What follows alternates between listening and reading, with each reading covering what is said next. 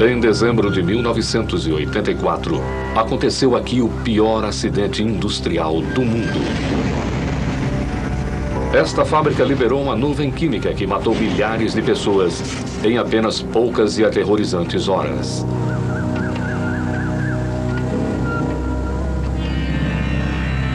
O acidente se deu devido a uma reação química que aconteceu neste tanque.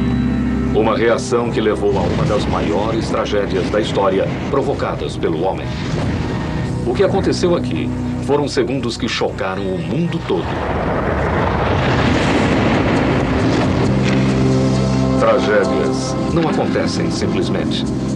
Elas são o resultado de uma sequência de fatos, juntamente aprisionados no tempo. A ciência por trás do que deu errado está escondida nestes últimos segundos. Últimos segundos. Gás da morte. Versão brasileira Centauro. A cidade de Bhopal fica à beira de um grande lago, quase exatamente no centro da Índia.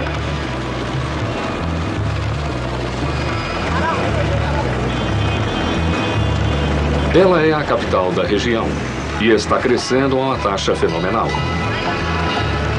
Com uma população de mais de 1.400.000 habitantes, este é um lugar de muita atividade, agitado e cheio de vida.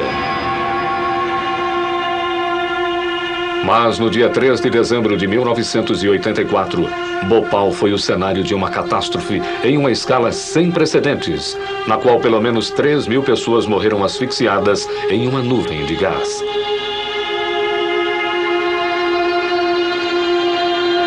Muitos dos sobreviventes daquela noite tiveram sua saúde e seu meio de vida arruinados. E até hoje, as batalhas na lei pela exigência de uma indenização continuam.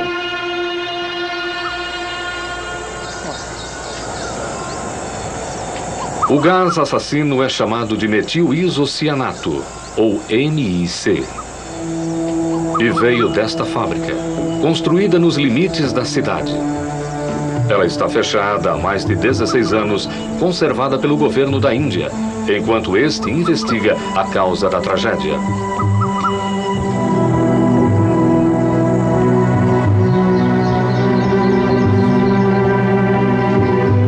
Talvez a peça mais terrível daqui seja o receptáculo por onde o veneno escapou, agora desenterrado de sua localização original no subsolo.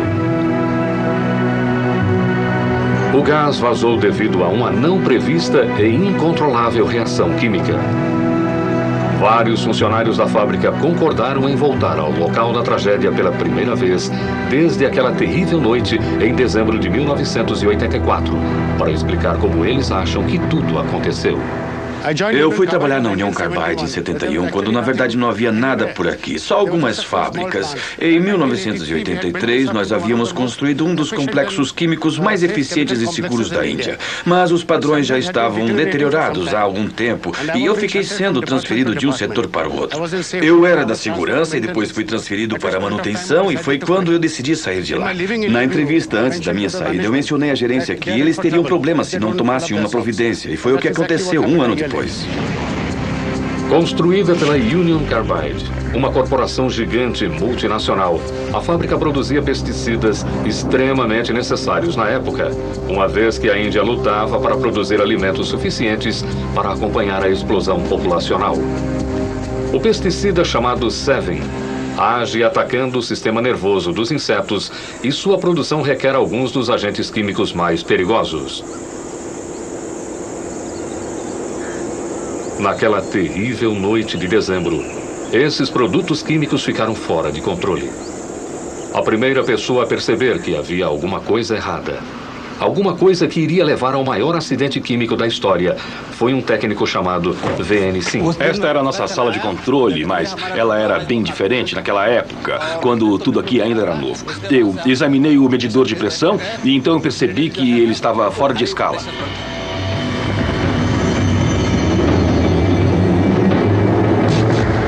Lá fora, a 40 metros de distância, o tanque de armazenamento estava prestes a liberar sua carga mortal.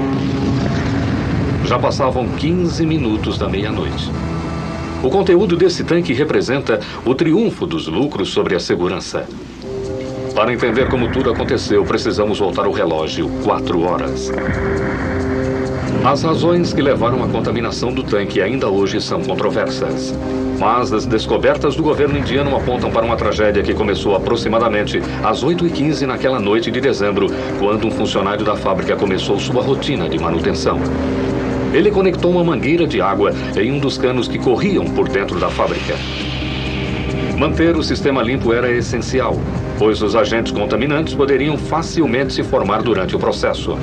A sujeira deveria passar pelo sistema através de bocais de drenagem, um processo que muitas vezes levava horas. Quase que imediatamente, alguma coisa começou a dar errado. Inconscientemente, ele deu início a uma sequência de acontecimentos que terminaria na morte de milhares de pessoas. A indústria química usa de fato uma larga escala de materiais perigosos. Por exemplo, pode-se usar ácido sulfúrico na produção de detergentes. Os detergentes por si só não são prejudiciais, mas o ácido sulfúrico é perigosíssimo, do mesmo modo que na produção de shampoos, onde entram agentes químicos como o cianeto. Se você for realizar um processo desse tipo, é preciso ter cuidado, e é óbvio que em Bhopal não houve esse cuidado. A origem do acidente está no modo particular que a Union Carbide escolheu para fabricar o Sevin. A química é parecida com a culinária. Se estamos tentando criar uma molécula como a do Sevin, o que temos que fazer é comprar os ingredientes usuais. Não queremos ter que fazer nenhum intermediário complicado, se for possível evitar. A molécula do Sevin, ela é feita dessa parte, que podemos comprar na prateleira de um mercado. Porém, o mais problemático é por essa parte aqui. O processo que a Union Carbide usou em Bhopal começou com a reação do monóxido de carbono e do cloro para produzir fosgênio. O fosgênio forneceu um dos blocos de construção essenciais para o metilisocianeto, ou MIC, que se tornou um componente da molécula do Sevin. O fosgênio tinha matado um trabalhador 3 anos antes, em uma antecipação da agonia ainda por vir. Em 81, Ashraf Khan, um funcionário estava nessa área usando um capuz com máscara de gás e um macacão de brim. Então o fosgênio respingou nele, ensopando seu macacão. Ele entrou em pânico e correu para o chuveiro. Ele veio aqui, tirou a máscara com o capuz. O fosgênio que tinha penetrado nas roupas evaporou e ele inalou gás e morreu no hospital alguns dias depois.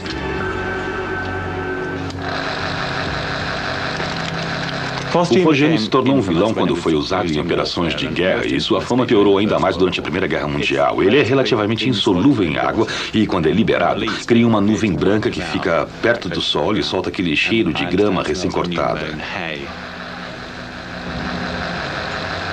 Pelo fato de ser insolúvel, se você respirá-lo, ele não vai ser absorvido no final do seu canal respiratório superior, mas vai alcançar as partes mais distantes e profundas do pulmão. Esta é uma foto daquelas partes profundas do pulmão que eu mencionei. São estas membranas que o fosgênio danifica. Se você aspirar o fosgênio, estas membranas serão destruídas e o sangue vai inundar os seus pulmões. Resumindo, você vai se afogar em seu próprio sangue. Sendo o fosgênio tão letal, a fábrica só armazenava o suficiente para um dia de produção. Dessa maneira, mesmo se o gás vazasse, a escala de problemas seria mínima. Mas o fosgênio, apesar de tão perigoso, era só um dos ingredientes do agente químico que mataria milhares de pessoas. O próximo passo no processo é pôr este grupo junto. É possível fazer isso de várias maneiras. Dá para adicionar este pedacinho, depois este outro aqui. Mas a Union Carbide escolheu fazer de uma só vez, em uma única reação. Agora, está mais barato e potencialmente mais limpo. Portanto, com mais vantagens. A desvantagem é que o agente químico que precisamos para produzir isso é metilisocianeto, um agente extremamente perigoso. Em contraste ao fosgênio, o MIC foi armazenado em 3 grandes tanques, originalmente enterrados em um abrigo subterrâneo de concreto nos limites da fábrica. Com 12 metros de comprimento e 2,5 metros de diâmetro, cada tanque era capaz de conter 42 toneladas de uma química potencialmente letal.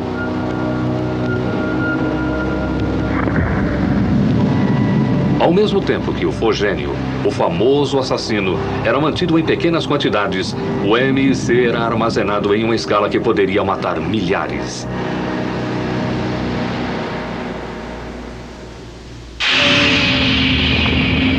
8h45. Os canos que estavam sendo lavados começaram a ficar entupidos com a sujeira que estava vindo com a água. Os bocais ficaram bloqueados e a água começou a voltar, fluindo para um dos principais sistemas de tubos que passava por dentro da fábrica. O MIC é um gás de fácil manejo. Ele reage para produzir moléculas especiais que provavelmente não poderíamos alcançar facilmente por outra química. Sendo assim, de grande utilidade ao químico, que consegue construir coisas que de outra maneira seria impossível. Ele também é reativo, o que significa que as coisas acontecem depressa. Não é preciso períodos muito longos de reação, e a tendência é obter talvez uma química mais limpa, com menos perda de produtos. Porém, a reatividade é um problema. Isso significa que vai reagir com qualquer coisa que ele venha a entrar em contato. Água, por exemplo, ou pior ainda, pessoas. Manter o MIC longe da água é essencial, porque se os dois líquidos se misturarem, qualquer pessoa que estiver por perto estará em perigo. O MIC é um gás altamente irritante. Ele tem duas propriedades físicas importantes que o tornam particularmente ofensivo. A primeira é que ele é muito solúvel em água. E a segunda é que ele evapora ou ferve a temperaturas quase exatamente iguais às do corpo humano. E isso significa que se alguém inalar baixas concentrações do MIC, ele vai afetar primeiro as partes do corpo que estão molhadas. As que vão absorver o MIC são os olhos, a boca, a garganta e as vias respiratórias superiores. Em concentrações altas, ele vai descer para a parte dos pulmões da pessoa, onde o oxigênio é transferido para a corrente sanguínea. Os efeitos do MIC são muito parecidos com o efeito do fogênio. Se estas partes dos pulmões forem danificadas, então o sangue vai passar da corrente sanguínea para dentro dos pulmões e a pessoa vai morrer de um tipo de afogamento interno. À medida que a água fluía pelos canos, o tempo ia se esgotando. O tanque deveria ter sido protegido de contaminações, mas um catálogo de falhas estava prestes a ter as mais terríveis consequências para os moradores de Bhopal. A tragédia de Bhopal aconteceu quando cerca de 35 toneladas do agente químico letal chamado metil-isocianeto reagiram com a água e evaporaram. Milhares de pessoas na cidade que fica ao redor da fábrica aspiraram o gás, morrendo da mesma maneira terrível que os soldados durante a Primeira Guerra Mundial. A tragédia deveu-se a uma incrível combinação de circunstâncias. Se fosse por si só, o acidente nunca teria acontecido. Em termos de projeto de indústrias químicas, há realmente dois tipos de segurança. Em primeiro lugar, projetar a indústria para ser segura. E em segundo, operá-la de uma maneira segura. Em Bhopal houve problemas nesses dois pontos. Faltavam 3 horas para a catástrofe acontecer. Em uma operação de limpeza de rotina, os primeiros das centenas de litros de água seguiram seu caminho para dentro do sistema principal de canos que passava por dentro da fábrica. A água nunca poderia ter ido tão longe, mas o primeiro erro já havia sido cometido. Existia um procedimento de segurança para isolar as seções de canos antes deles serem limpos. Um simples disco de metal, chamado anteparo, é inserido na junção dos canos e os parafusos são fortemente apertados até que se consiga um selo impenetrável. Incrivelmente, este procedimento quase sempre era ignorado em Bhopal. A instalação de um anteparo como este leva umas 2 horas e é preciso usar uma roupa protetora, porque quando a pessoa afrouxa os parafusos dessas junções, existe a possibilidade de os agentes químicos espirrarem nela. Se um desses disquinhos de aço tivesse sido inserido dentro do processo de canos, este acidente possivelmente não teria acontecido. Por volta das 9h30, a água já estava correndo livremente pelas centenas de metros de canos que separavam a fábrica principal da área de armazenamento do MIC e de seu conteúdo mortal. A tragédia ainda poderia ter sido evitada, mas só se os medidores da sala de controle da fábrica fossem confiáveis. Quando esta fábrica foi projetada, os seus equipamentos eram provavelmente os melhores de toda a Índia. O passar dos anos e a falta de manutenção contribuíram para que os instrumentos apresentassem falhas de leitura de tempos em tempos, o que provavelmente fez com que os operadores e os funcionários não levassem a leitura muito a sério. O MIC é mantido sob pressão com um gás inerte para evitar que qualquer coisa entre no tanque. Mas por 6 semanas, o medidor de pressão tinha lido 0. Era de se supor que aquele medidor estivesse com defeito. Na verdade, a válvula que conectava o tanque aos principais sistemas de canos da fábrica estava com vazamento. Se o gás saísse, a água poderia entrar.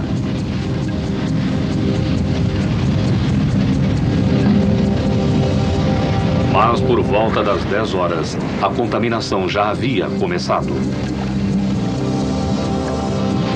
A reação do MC com a água gera o dióxido de carbono como um de seus produtos. Também gera calor. É claro, o calor começa a aquecer a mistura. É uma reação isotérmica, como nós a chamamos.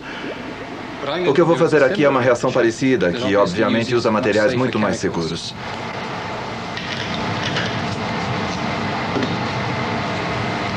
Este material vai agir como o MC agiu.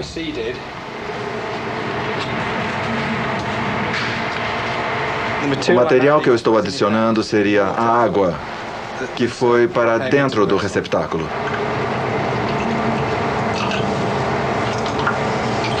Temos este resultado. E como podem ver, começam a se formar bolhas de gás. A água é mais densa que o MIC, então ela vai para o fundo do receptáculo. A primeira parte da reação acontece quando as duas camadas de líquido se encontram. Isso está com a mesma aparência da interface do MC. Estamos gerando bolhas nas botas entre as camadas dos dois líquidos. Mas a chave de tudo é o calor. Ele aquece a mistura da reação, a temperatura sobe. Quando a temperatura sobe, a reação acelera e isso gera um aquecimento ainda mais rápido. É o que chamamos de fuga.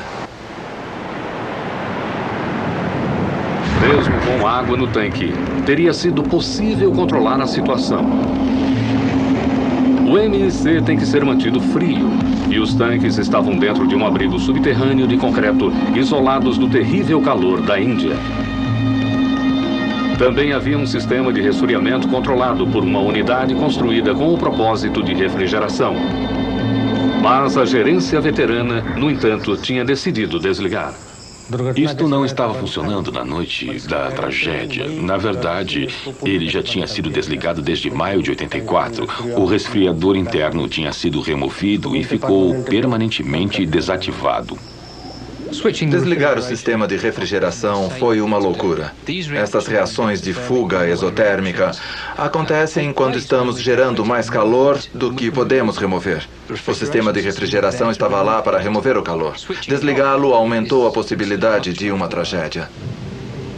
Incrivelmente, outro sistema de segurança tinha sido desviado a despeito das próprias instruções de operação da Union Carbide. Podemos ver que agora a reação está ficando cada vez mais forte. Estão se formando bolhas. Alguns respingos do líquido estão saindo por cima do receptáculo. E se esse receptáculo fosse de escala industrial, teríamos um problema e tanto em nossas mãos. Em Bhopal, havia uma máquina construída com o propósito de lidar com os gases tóxicos.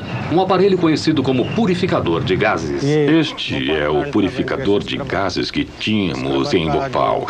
Ele funcionava neutralizando o gás tóxico antes de liberá-lo na atmosfera. E naquela noite, ele estava desligado. Ele havia sido desligado para manutenção. Mesmo se este equipamento essencial estivesse ligado, seria pequeno demais para conter a quantidade de MIC que agora estava fora de controle.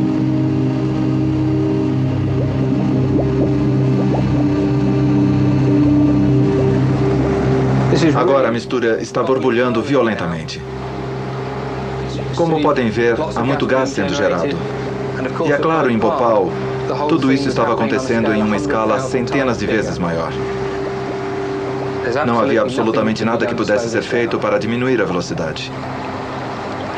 O calor está sendo gerado tão depressa que em uma escala industrial não poderíamos removê-lo depressa o bastante para deter a reação. Este é o pior pesadelo para um operador de uma indústria química.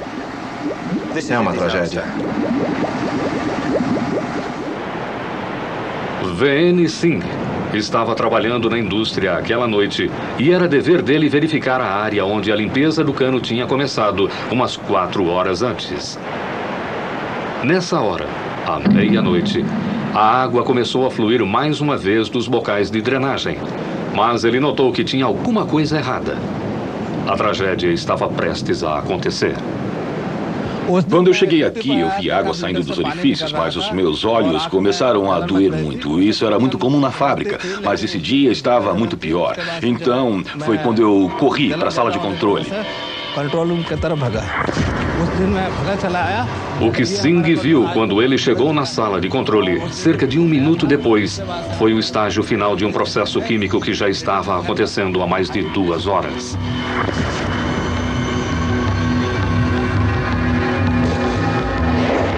A um nível molecular, as coisas estão acontecendo extremamente rápido. À medida que o sistema aquece, começa uma segunda reação, a trimerização. Uma reação entre as moléculas do metil-isocianato que formam uma molécula estável e geram mais calor. A energia é liberada à medida que cada vínculo é feito. Agora, as moléculas de N e C estavam prontas para reagir com elas mesmas. Todas as 42 toneladas de material estavam livres para gerar calor quase que simultaneamente. A reação está ficando muito violenta no momento. Os materiais estão começando a sair da parte de cima. Uma grande quantidade de gás está sendo gerada e as bolhas do líquido estão saindo. Com o equipamento que eles tinham em Bhopal, não havia absolutamente nada que pudesse ser feito para salvar as pessoas. Então eu saí correndo para o tanque E-610 e, mesmo ele estando no subterrâneo, dava para ouvir um barulho terrível e o concreto começou a trepidar e a rachar.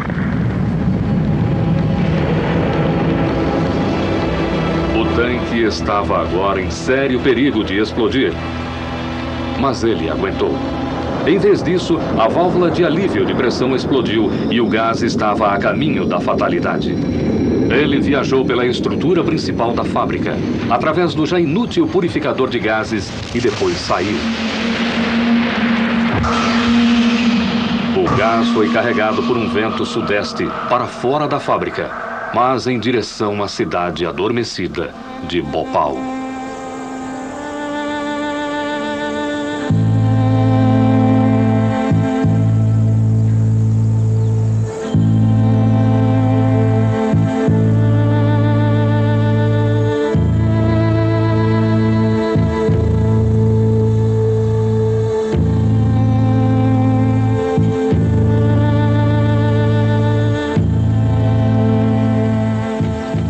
Quando eu comecei a trabalhar para a Carbide em 71, foi um dos momentos de maior orgulho da minha vida, porque eu tinha sido selecionado.